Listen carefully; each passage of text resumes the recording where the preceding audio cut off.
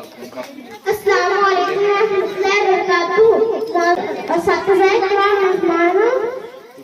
और मेरे अजीज साथियों, मेरा नाम अशरफ फातिमा मोहम्मद इरशाद है।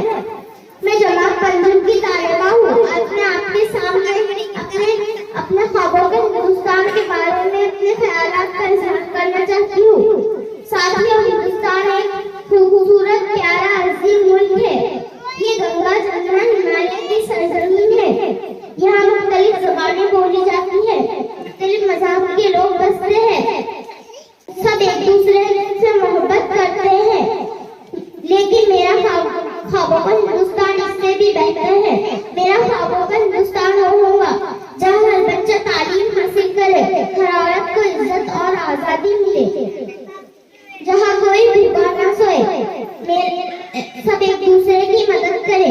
मेरा ख्वाबों का हिंदुस्तान होगा जो साफ सरसब्ज और खूबसूरत हो, जहाँ हर शख्स ईमानदारी, मेहनत और इंसान से काम करे, जहाँ सिर्फ जात या मजहब नहीं बल्कि इंसानियत को पहचाना जाए।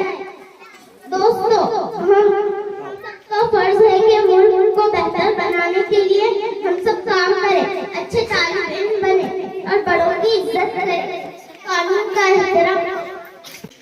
ऐ वतन हम तेरी शम्मा के परवानों में, ऐ वतन हम तेरी शम्मा के परवानों में, जिंदगी होश में है जोश दीवानों में।